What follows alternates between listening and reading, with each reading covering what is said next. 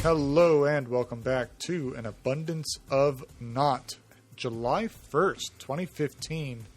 A lot going on in the world, but first, I'm your host, Garrett, and this is Brad and Wade. Hello. What's going on, fellas? Oh, not much. No? Not much now. Not much at the moment. Yeah. Yeah, big week from last week since we talked to our fans last.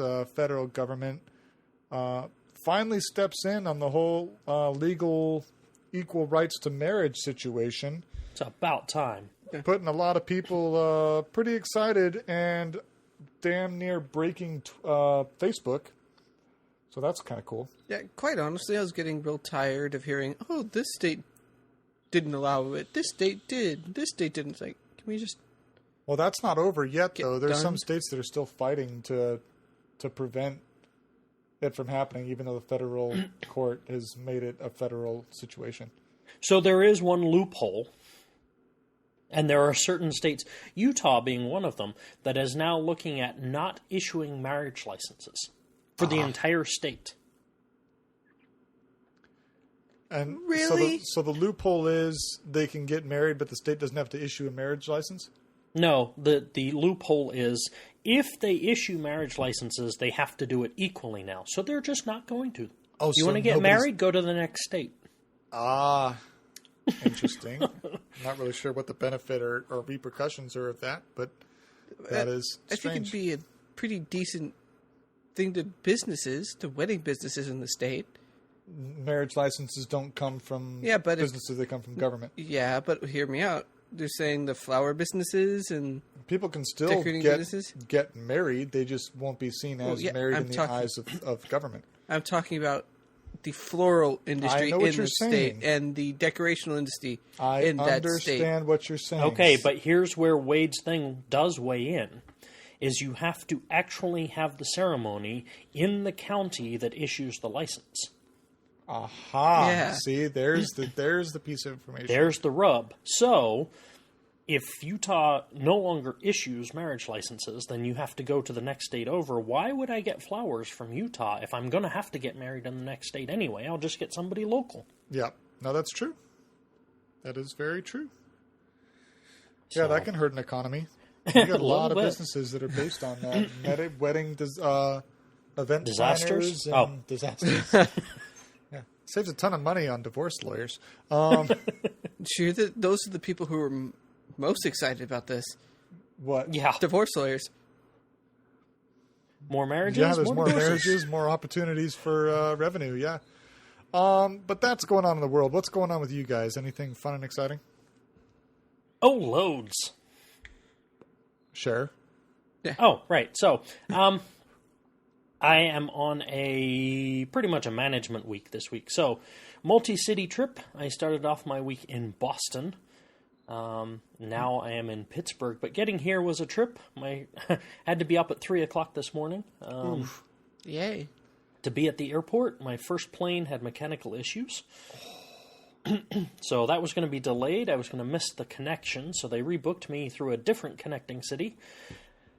Just when we boarded, the entire Northeast travel corridor got shut down because of weather. Whoa. Nice.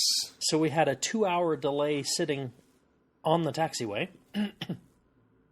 So I ended up missing my second connection anyway. So third connection.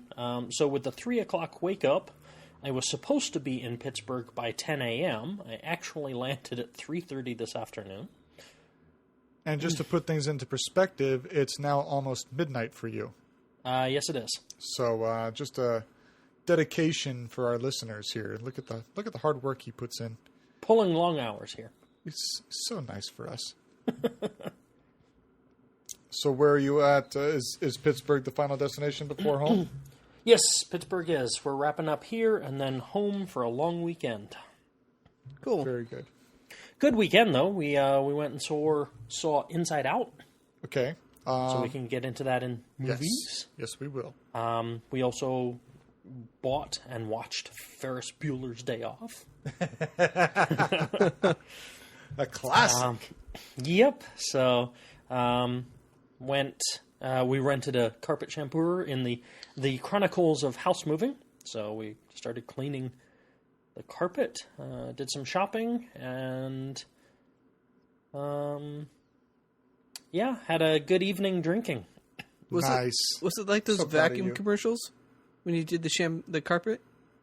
It's not near as impressive. When you do the shade of the thing is a dark gray, and then they clean it, and it's like sterling white. Yeah, no, It's like, if it goes that far, you have a problem of not. you should vacuuming your vacuum a little more. Yeah. Yeah. No, some of those carpet commercials are a little extreme. Yeah. So Very good. Wade, anything on your front? Yeah, some of my hobby things came in earlier this week. Unfortunately, some are on the wrong size. By the way, I'm referring to actually blacksmithing. Yeah, really? Wade wants to get into some metallurgy. Yep. Unfortunately, Where? What's that? in the backyard. Probably. Okay. Only Cool. problem is I ordered an anvil and turned out to only be nearly fit for a paper holder. Yeah, it's like pocket. It's like almost pocket It was a size. decorative anvil. It's a 9-pound anvil. What size did you think you ordered? I guess I didn't read it well enough, so yeah, that's fun. So anyway, it looks like I'll just have to The big giveaway was the 9 pounds. Shipping costs? the omission of overweight fees for Yeah. the shipping costs. Well, the thing was, is like I also ordered it with like a pair of gloves and what else was it? A crucible, which turned out to be smaller than expected as well. But This is the entry level kit, the play over the kitchen stove kit. Yeah.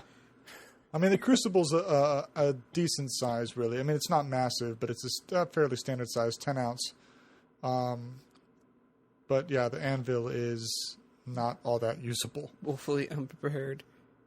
So Oops. yeah, and speaking of odd weather, driving home was kind of weird. You know, we've had some pretty strange weather out here in California. I mean, it's hot. It was good 80s, low 90s over the weekend. It's been warm the past few days, but we got some pretty crazy cloud cover. I mean, it was almost dark by like 3:30 yesterday. The clouds had rolled in so hard. Well, during that time, I was driving on my way home from work, and it started raining. By the time I got in the door, it was pouring. Yay. Yeah, for us, rain is like a downpour. be celebrated. For other people. You know, Seattle rain for us is like a mist. Yeah, That's I mean, what when theirs. people say it rains. I mean, in Southern California, when it rains a day, but it comes down hard. You know, in Seattle or Washington State, when it rains for 3 months, but it's just kind of a solid mist. You know, so the definition of precipitation Yeah. is pretty broad. Yep. So it's like, got home, and we have outdoor, pillows, cushions. Yeah, in our outdoor patio set, we've got pillows and whatnot associated. So by the time I got those in, like a minute later, all clear. I'm like, Yeah, blue skies. on the way home, it was lightning, and it was starting to pick up. I'm like, who summoned a demon? Really? It just Nice. like came and left in like the purpose of 10 minutes. It's like, Yeah. great. We had Awesome. quite the storm over the weekend. It shook a few vent pipes loose, and we ended up leaking into the ceiling. Ew, Yeah, that sucked. that's not awesome. So I've got it all sealed up again, but now I've got to do some sealing work. Nice. Yay. Let's see. For me, kind of a mellow weekend. We've got I think it was the opening weekend for the swap meet this week. Kind of a big one in Orange County, and I met up with a couple of friends for that. They were on a mission, and I wanted to get out of the house, so that kind of worked out for a little bit. Saturday, ran some errands, and I picked up a new toy. I am now I don't know if proud owner is the appropriate term, but I now have a vape pen. How do I say this? An enthusiastic owner? Well, for those that know me well, they will know me as obsessive impulsive. Agreed. What? No. Yeah, just a little bit. When I see something, I want it, I have to have it, and have to have it now. So that happened. Oh, by the way, MasterCard called. They want their money. Well, it's a good thing I have that card in your name. So why don't you just go ahead and take care of that? And Sure. I'll go ahead and send that in. I'll write it off under company expenses. Perfect. So yeah, I've been dabbling with this and doing some research on other stuff. I probably wouldn't have one if I wasn't around people every week that did with my pool league. But you know, all the cool kids are doing it. Peer pressure. So I succumbed to. So we started to get into this a little bit in the green room and decided to postpone it and actually take it on air. We did. So you guys get a little glimpse of green room action. That's correct. So you mentioned in the green room that you do have the vape pen. Yes. He's puffing on it right now. Actually. I am puffing on it right now. Puff, puff. Puff, puff. No magic dragon this time, no. No. But that you chose to get the nicotine-free version. Correct. It is solely for social effect. Completely. Okay. No benefit, no real... I mean, break it down. There is no rhyme or reason for me to have this. It's pretty much something to do with his hands and his mouth, ladies. Wow. Insert innuendo here. Do you have an opposition to nicotine? I don't necessarily have an opposition to nicotine. I only see that my perception of the nicotine fluids is for someone who smokes that has an addiction to work their way off of that addiction. Sure. And that's how I view it. I'm sure that's how it's kind of marketed. I have no reason to have nicotine. I'm not trying to step down from anything. So I figured, why start now if I can get a zero nicotine option? Absolutely. So I have a rather interesting take on this. And that is, I find it interesting how we tend to react to nicotine. And it's something we've been conditioned to. But the majority of the harmful components in an average cigarette isn't the nicotine. No. And I'm aware of that too. It's the nicotine that keeps you coming back for more. True. So then the problem is that it's addicting. Yes. Except that you drink Red Bull, or you drink 5 Hour Energy, or... That's me. Don't judge. No judgment. None at all. My point is, it's interesting how we as a society... And I'm not advocating that we necessarily change it, just that we think about it. That we as a society have accepted a mood-altering, brain chemistry-changing drug called caffeine. I was about to say, yeah. And not only do we take it as adults, but we have zero problem giving it to kids in the form of chocolate milk, chocolate candy, sodas, cola. See, now, if they had a caffeine additive to vape pen fluids... I'd be down for that. You would be all over that. I'd have the max setting. Okay, but do you see my point? Oh, completely. We take this high and mighty stand that, well, nicotine, it's unsafe for kids and we shouldn't allow anybody to have it, and oh my goodness, it's terrible because it is mood-altering and it is addictive. You mean like caffeine? No, not like caffeine. Not at all. No, exactly. Yeah, no. Give it to everybody. It's great. Actually, the best thing I have seen, Garrett, you've seen this, is the spider webs. Oh, yeah. Yes. Have you seen that video? I have. That is, okay, so for our listeners, if you ever jump on YouTube, and I'm sure if you just search spiders on drugs. That's exactly what it sounds like, people, so don't worry. So they take like a standard orb weaver spider, the one that makes the pretty spider webs that everyone likes to point out and go, wow, it's a nice spider web. They take those spiders and they dabble little bits of drug on them, whether it's cocaine or... LSD, PCP whatever. or something. Caffeine's one of them, whatever. And they see the kind of webs that the spiders make. And there's some funny voiceovers and comedic aspects to it, but it's a very interesting little video. Mm-hmm. Anyway, back to your point. Saying, just get to the caffeine one, and you'll see why we're bringing this up. Yeah. So my point is, we have been conditioned that cigarettes are bad, and that's not incorrect. But I think there is not enough data to immediately rule nicotine as completely bad. Sure. There are some benefits to nicotine. It is definitely brain chemistry and mood altering, but then again, like I said, so's caffeine. Yep. It's calming. It is a appetite suppressant. There are benefits. Maybe I do need to go get nicotine then, because I could use a little appetite suppressant. You know what I'm saying? Sure. Maybe I won't get that supersized McDonald's burger. Just get the regular. I think we've all seen the commercials where it's, they're seeing that lollipop commercial and it's saying, "Oh, the new addictive thing that tobacco companies are pushing," and it's like, oh yeah, the anti-vape commercials where they're portraying that the vape pens or mods or e-cigs. We'll get to this. So some termination. Terminology? Yeah, there that we word. go, thank you. So he's saying Terminators at work. Terminology in a second, but the way that they can be fancy or pretty or cool looking, and the flavors can be very sweet. There are some that are like red vine flavored and breakfast cereal flavored. There's Cinnamon Toast Crunch. There's French Toast. There's, you just about name it. There's a Cracker Jack flavor.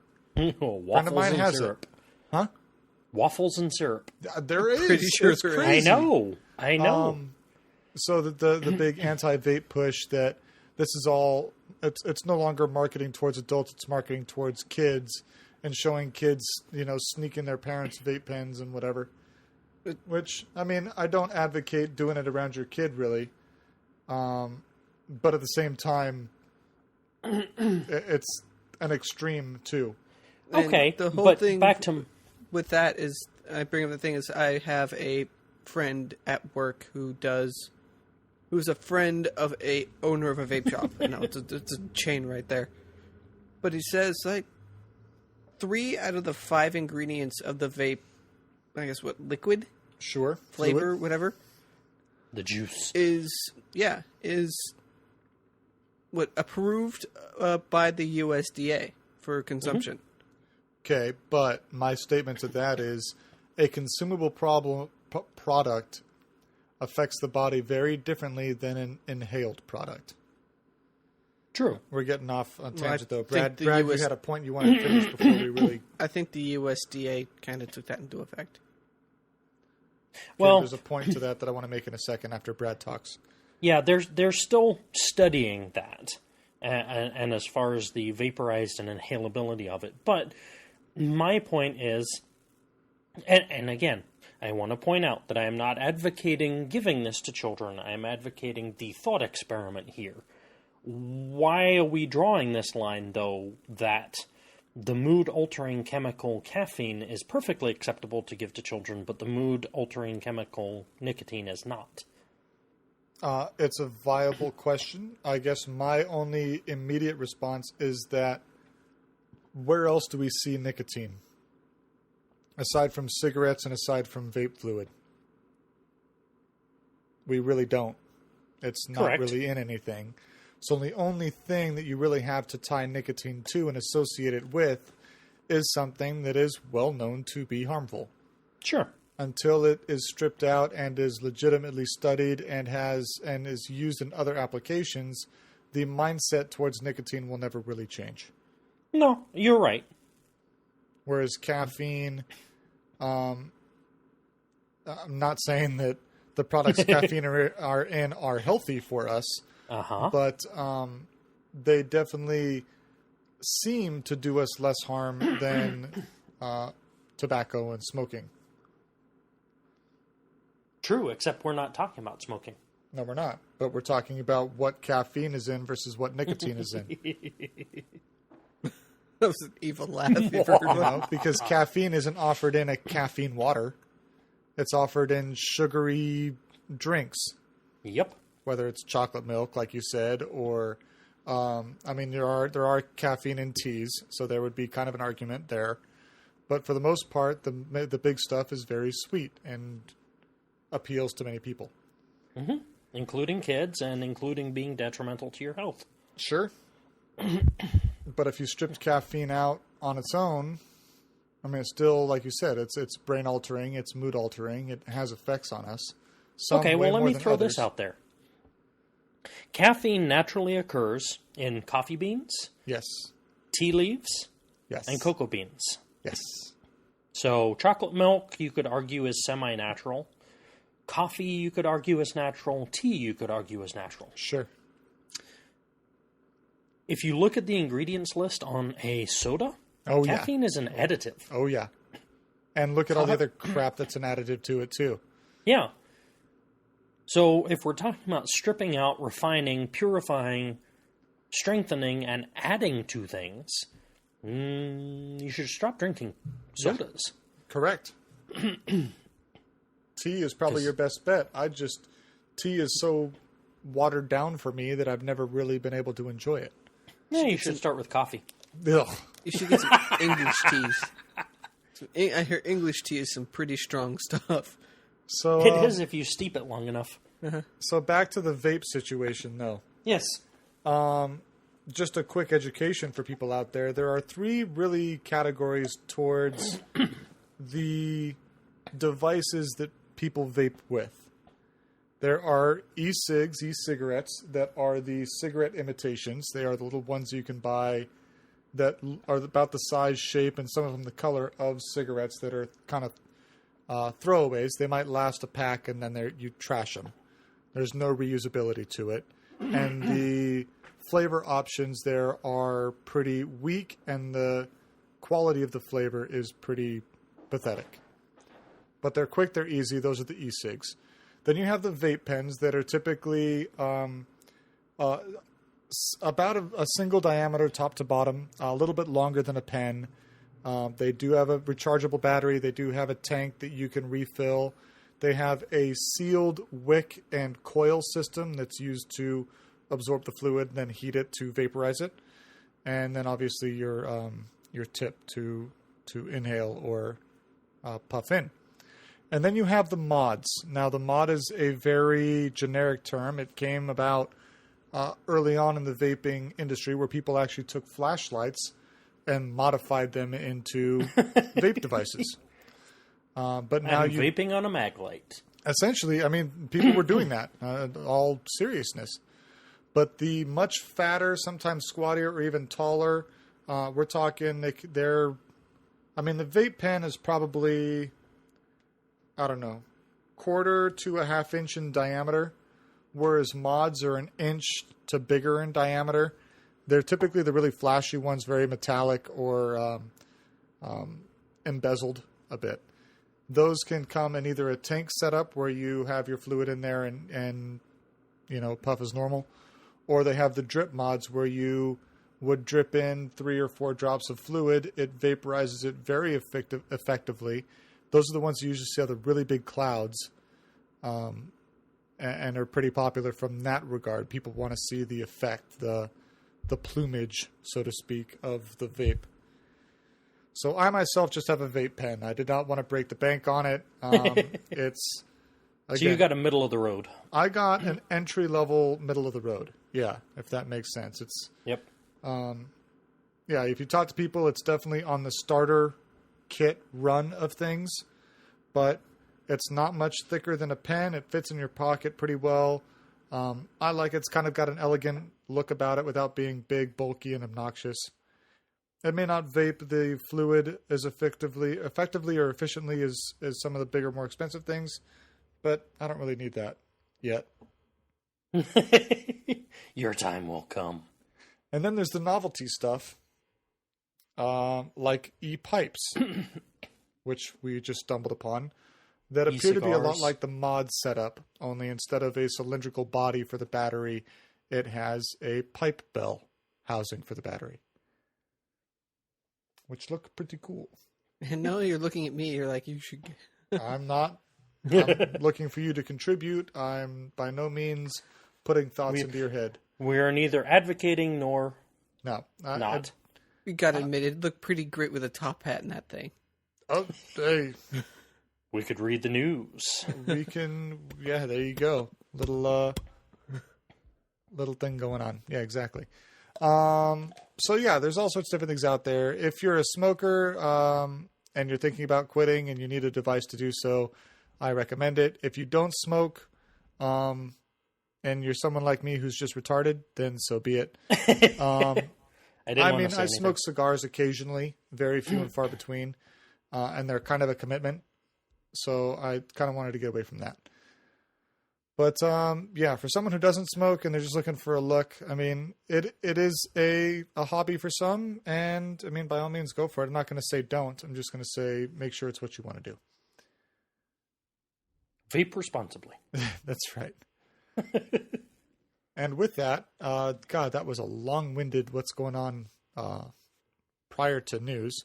So let's jump into the movies real quick. So in the movies, we've got, like 4 or 5 coming out this week, 2 of which, or really maybe only 1 of which, 2 of which are mainstream.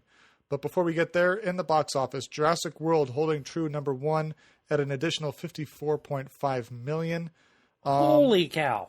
Yeah, I mean, dude, they're still raking it in.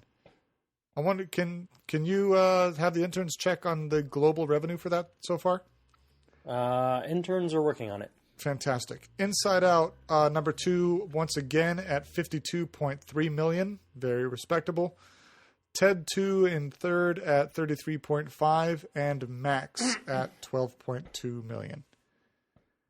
And coming out this week, 2 big ones to talk about, 3 others that are kind of hit or miss. Terminator Genesis at 26%. Womp womp. Rated PG-13, again with Emilia Clarke, Jason Clarke, and Arnold Schwarzenegger. A reboot, obviously, and the potential first installment of a new trilogy. Or rather, the first installment of a potential trilogy. Read into that however you want. Number 2 coming out is Magic Mike XXL, 57%, the follow-up to the original Magic Mike. Rated R with Channing Tatum, picking up where the story from 3 years ago, after Mike bowed out of the stripper life at the top of his game, Magic Mike XXL finds the remaining Kings of Tampa likewise ready to throw in the towel, but they want to do it their way, burning down the house in one last blowout performance in Myrtle Beach. And with legendary headliner Magic Mike sharing the spotlight with them. On the road to their final show, with whistle stops in Jacksonville and Savannah to renew old acquaintances and make new friends, Mike and the guys learn some new moves and shake off the past in surprising ways. So, Brad, take your wife to see that one. And don't let us know how it is. Number 3, Faith of Our Fathers. This did not have a Rotten Tomatoes rating. It is PG-13 for the viewers. With the Vietnam War raging in 1969, 2 young fathers report for duty, a man of great faith and a doubtful cynic. A quarter-century later, their sons Wayne and John Paul meet as strangers, guided by letters handwritten from their fathers from the battlefield. They embark on an unforgettable journey to the Wall, which is the Vietnam Memorial, in Washington, D.C. Along the way, they discover the devastation of war cannot break the love of a father for his son. Have you been to the Wall, Brad? Which one is this? The Vietnam Memorial in D.C.? Yes, I believe so. Now, I haven't. I've known many people that have, and I've heard that it is a very kind of somber experience. It's very altering. The World War II Memorial as well. Yeah. Number 4 coming out this week, titled Amy at 100%, rated R, starring, featuring, and all about Amy Winehouse. Despite just 2 albums to her name, Amy is one of the biggest music icons in British history, with a voice oft described as a combination of Billie Holiday, Dinah Washington, and Sarah Vaughan. Amy was a pop star with soul, a once in a two generational musical talent whose appeal crossed cultural and demographic boundaries. But while her music made her a star, her chaotic personal life stole headlines. So if you're a big Amy Winehouse fan, rush out and see that one. I will not. And finally, Cartel Land at 93%, rated R. In the Mexican state of, I don't even know how to say that, Michoacán, Dr. Jose Morelos, a small-town physician known as El Doctor, leads the Autodefenses, a citizen uprising against the violent Knights Templar drug cartel that has wreaked havoc on the region for years. Meanwhile, in Arizona's Altar Valley, a narrow 52-mile-long desert corridor known as Cocaine Alley, Tim the Nailer Foley, an American veteran, heads a small paramilitary group called Arizona Border Recon, whose goal is to stop Mexico's drug wars from seeping across our border. Is that a major release? I don't think it's a major release. It didn't have any major players in it. And I believe the director is semi-starring in it, so that's one of those. But at 93%... It's one that he really wanted to make. Oh, yeah. Yeah. But it's got 93% of the critics who did see it. Now, typically with indie movies, it's a limited view, but right. It's got some appeal. So I'm sure that'll be a local listing. Amy, I'm not sure if that's widespread or not either. With a name like Amy Winehouse, it very well could be. Sorry, excuse me. But I'm not totally sure. Interns are back. Fantastic. Everybody, please take a seat. I'm sitting. Stabilize I'm your vaping. set. And you're vaping. Okay, take a nice long drag. Don't tell As me what of to June 30, 2015, Jurassic World has brought in domestically $514,374,155. Fantastic. That When means their combined, $150 million budget.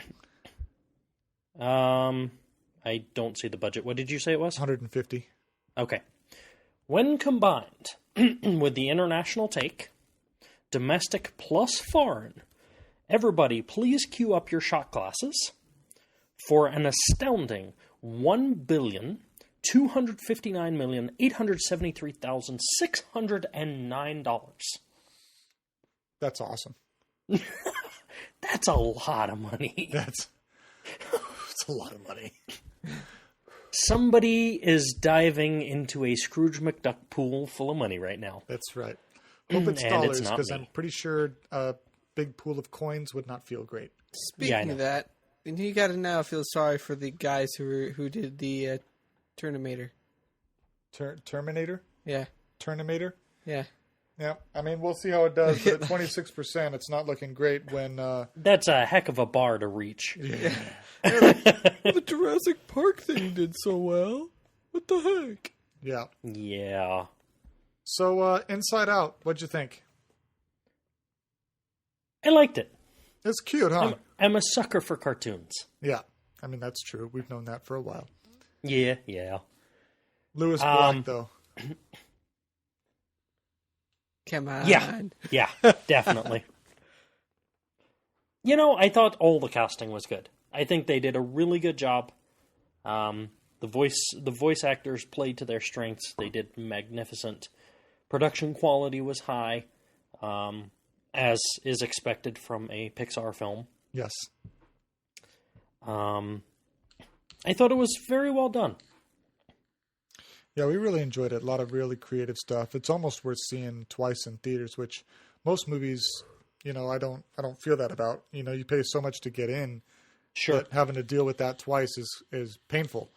But this one, I think there was enough stuff that if you were to watch it again, you'd pick up on some more stuff. So that's one I'm definitely looking forward to on DVD. I agree. Very good. So Terminator, anything like that on your wish list? Magic Mike, I know definitely is. Oh, yeah. I've been waiting for that. Mm-hmm. No. No. No. Nothing on our radar. Yeah, we got the kid this weekend. We might go see Max. It is a long weekend, and I don't think we have anything really aggressively planned. So, we'll just kind of see how it plays out. Nothing concrete. Yeah.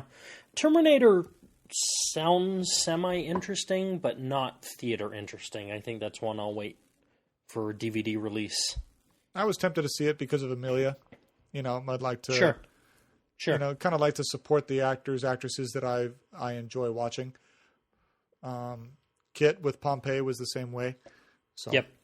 But we'll just see how it plays out. I mean, like I said, long weekend with the kid. It's not exactly it's PG-13. She's seen PG-13 before, but it's not necessarily one that she needs to see. Right. So, all right. With that, the news.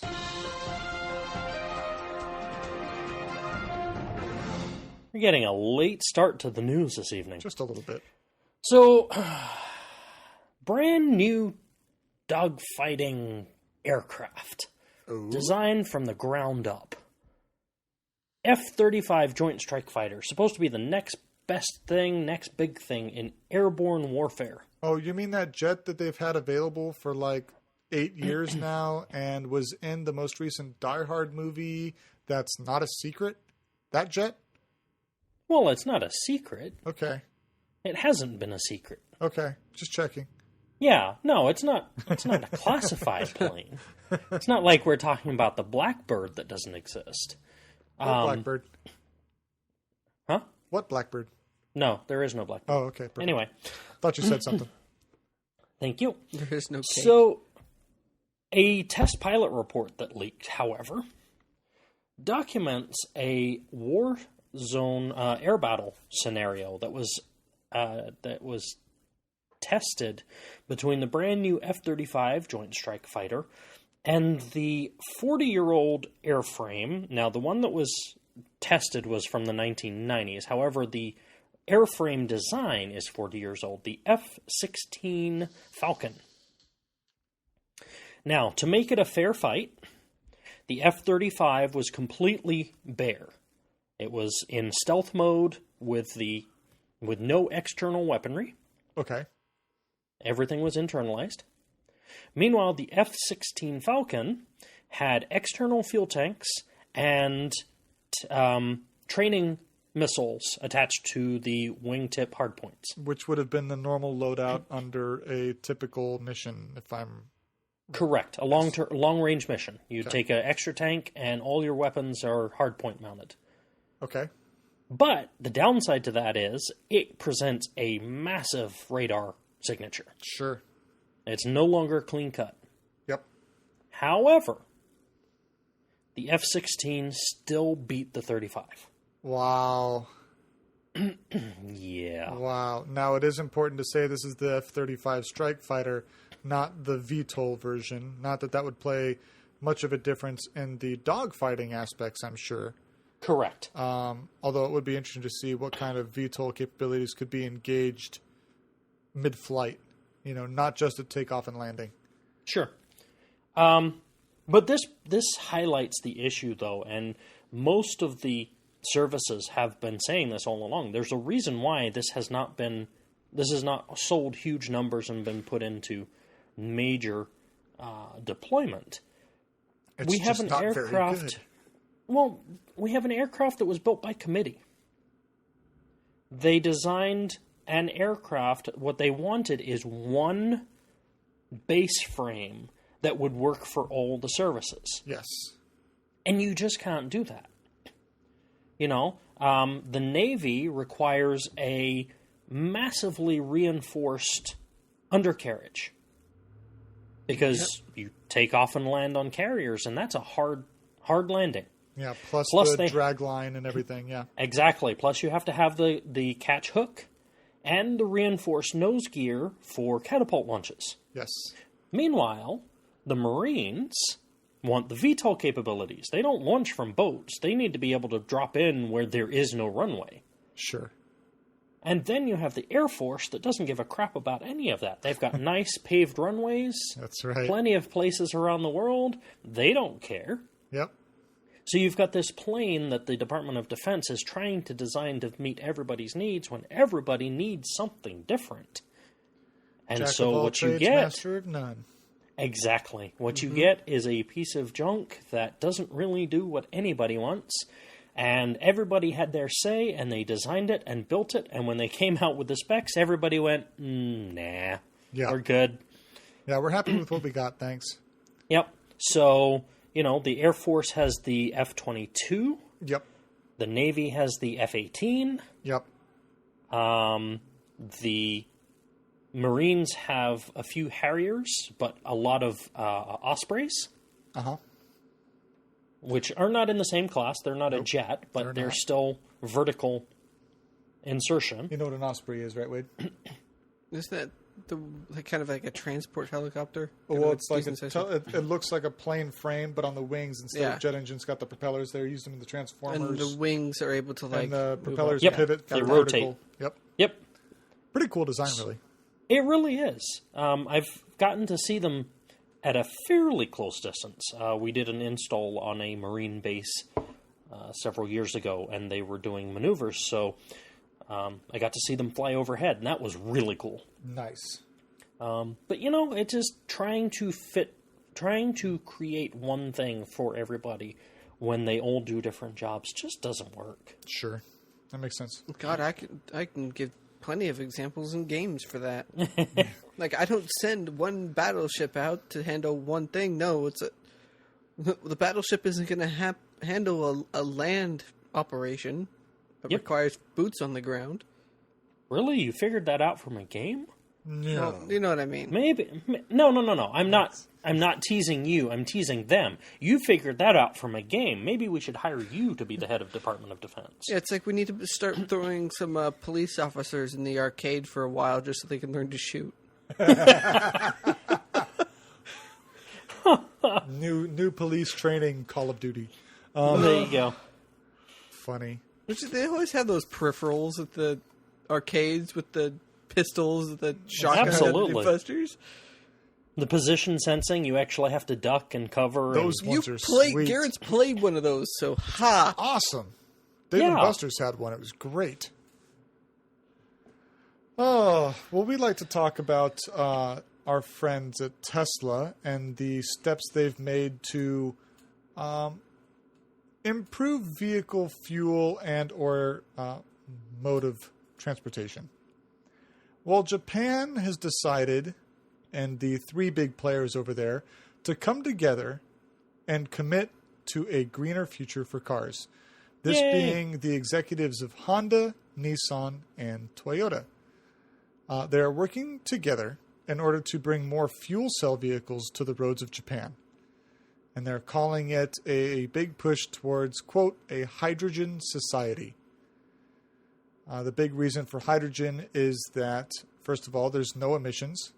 It only produces water as a byproduct. It generates its energy from the hydrogen that's stored as fuel and then bonds with oxygen in the air. And when hydrogen and oxygen combine, they make water. Captain Planet. I mean water. Dihydrogen monoxide. What? Dihydrogen monoxide. Yes, exactly. That is the scientific term for H2O, boys and girls. There are currently only 23 fuel stations in Japan, and hundreds more are planned. The executives appeared for a conference in Tokyo Wednesday, today. Now, the fuel stations are currently being partially government subsidized. However, they're still operating in the red. Automaker financing is designed to help alleviate that, and the proliferation of the tech is expected to lower the costs dramatically. Running out of fossil fuels is obviously an issue globally, U.S., Middle East, etc., but it's especially important for Japan as they are not resource-rich at all. So they're trying to come up with alternatives that they can then rely on instead of being forced to look elsewhere. The greener cars obviously allow for a crucial benefit to global environment. Toyota executive Kiyotaka Issei said that automakers have to play an active role in promoting fuel cells. Nissan's executive says it's one thing to compete on product lines, but automakers must work together to provide infrastructure such as hydrogen fuel stations. Let's see. The value of the stations estimated to go in by the automakers is between $40 to $50 million US, or if you're in Japan, that's 5 to 6 billion yen. I'm going to go out on a limb here. I don't think hydrogen cell technology has a future. Why? BMW's been working on it for years. Exactly. Okay. They've been working on it for years, and nothing has really come of any consequence of it. And especially if we're going to look to reduce emissions footprint. Now, hydrogen cells are, in theory at least, have a absolute zero footprint, carbon footprint. Correct. You know? It's a water output, but gasoline is dangerous. Yes. But I gotta do this very carefully. I'm sure we have some sciencey types listening, so correct me if I get this wrong. Gasoline is flammable but not explosive. Okay. To get it to explode, you have to compress it and you have atomize to, it. Work out of it. Hydrogen has to be stored compressed. Yes.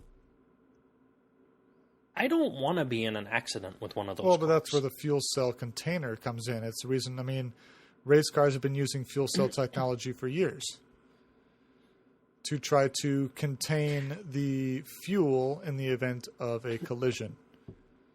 And race cars deal with but race cars deal with far greater impacts than the standard vehicle would ever face. True. Maybe it's my Tesla bias. I'm fully prepared to admit that could be what this is. A lot of people will say Hindenburg ring a bell much, but I do believe, and I believe Mythbusters did a pretty good job of this too. They actually found that the flammability of the Hindenburg was less a result of the hydrogen and more a result of the paint and skin that they had over the blimp itself. Right. The skin was highly flammable. Like a lot. But we've been so conditioned that the hydrogen started it, though. And the hydrogen may have very well played a part. But I think the true catastrophe of the Hindenburg wasn't the hydrogen by the end of the day. Mm-hmm. Anyway. Now, that being said, like I said, I've disclaimed my potential bias here. But I'm thinking that the future is electric. And the beauty of that is it consolidates the emissions, right? Vehicles no longer have emissions. Now, the power stations still do. But as power plant and power station technology increases, it's consolidated the emissions to a few small points or a few large points instead of millions of little ones. And then we can work on upgrading the power plant tech. Maybe we'll do more nuclear. Maybe we'll master matter-antimatter reactions. Or reusable solar and wind and etc. Absolutely. But with the cars being electric, now we can work on the grid infrastructure and bring that. We can do whatever we want with that. And we don't have to do any more changes to the cars. They'll just come along. Well, I think similar statements can be said for hydrogen fuel cells. If you're filling up at fuel stations, I would have to imagine, I think back in my high school days, many, many moons ago, that if you pass appropriate voltage and amperage of electricity through water, you can then separate the hydrogen and oxygen molecules into their respective pure states. Now you have to ask, electrolysis. You have to ask then, what is the cost of that process to the society? Nothing and is to free the in chemistry, community and globally, versus the battery electric stance. What happens to those bad batteries when they wear out in a Tesla? What happens to them? Do they go get repurposed? Do they get trashed? Do they, you have a waste product there. Whereas with hydrogen, if you can control the fuel system, the generation of the hydrogen, potentially there's no real disposable factors. So then that begs the question, are we going to have just-in-time hydrogen generation?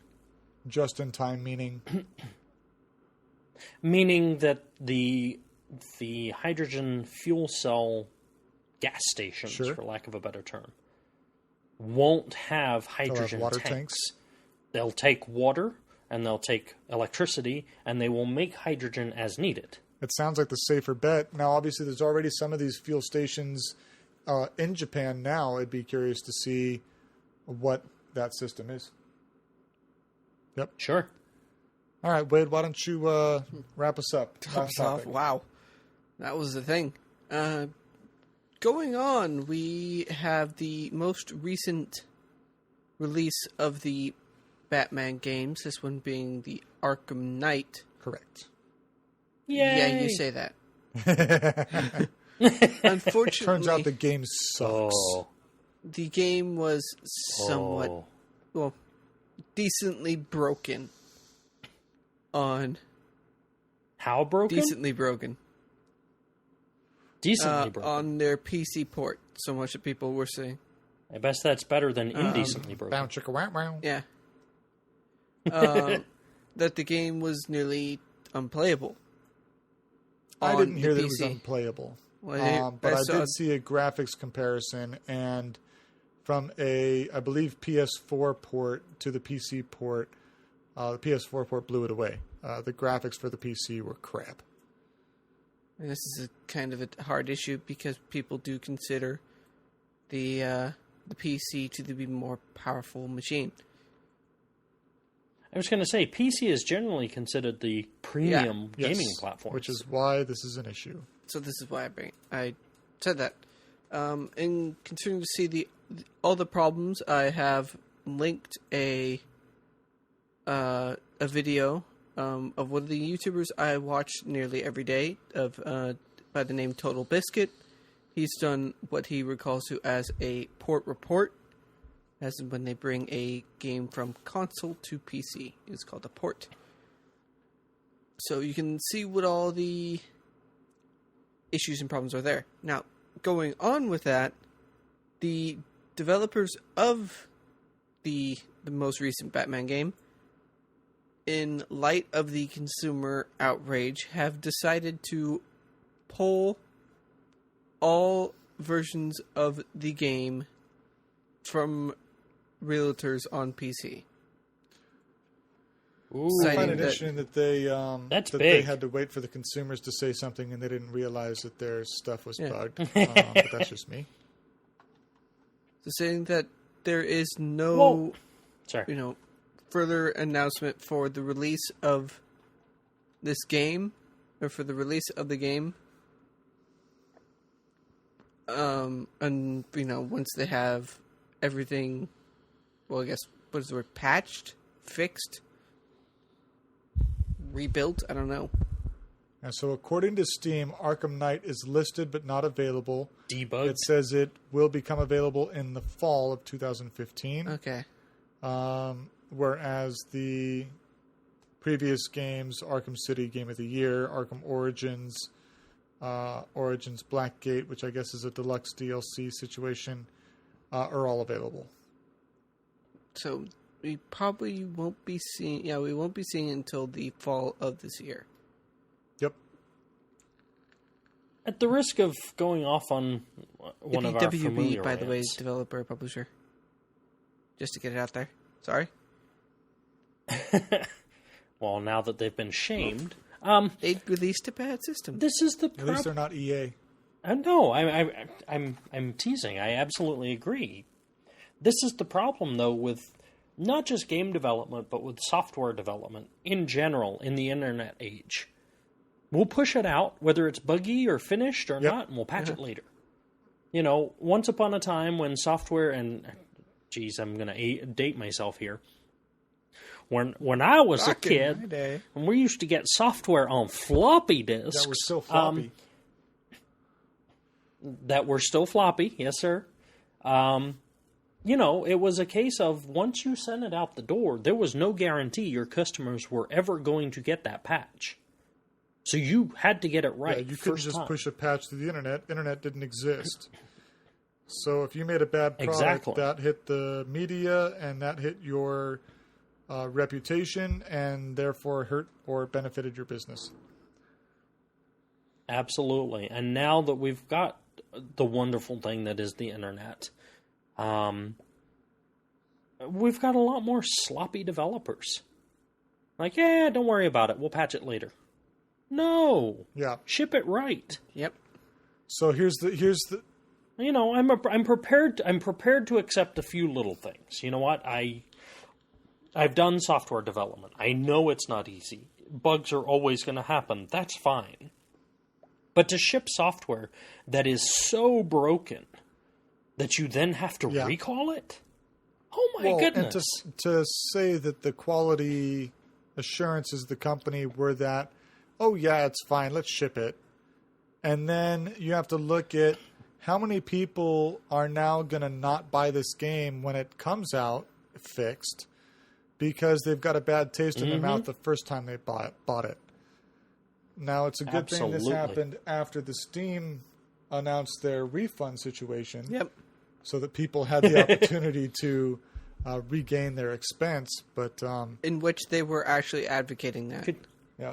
They were saying, you know, refund it. Yeah, we understand we put out a inferior product and that doesn't cut it.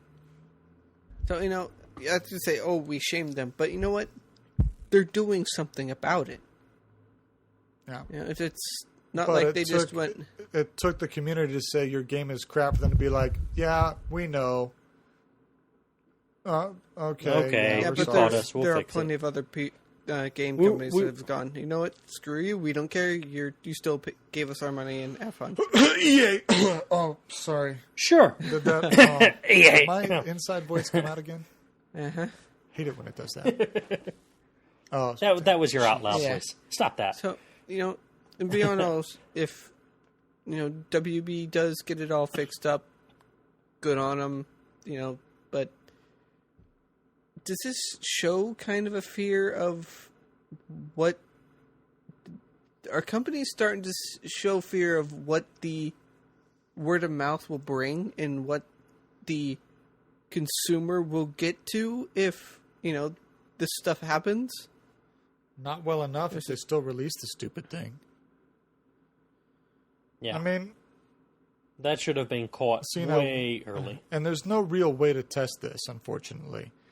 But if you were to release a proper game, bug-free, performances optimized, no patches needed, and looked at the revenue of that game versus releasing a game that was borderline unplayable that had to be recalled and then re-released, it'd be interesting to know some of those numbers. Unfortunately, it'll never be apples to apples, though, because you're always going to have a different fan base, different group, different demographic from game to game.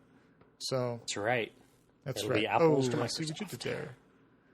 Oh, did you like that? A little bit of play there. Quick statement, only because we're fans and we want to broadcast it to the world. If you are a Netflix subscriber and you're a fan of How to Train Your Dragons, the new How to Train Your Dragons Race to the Edge series has been released on Netflix last week.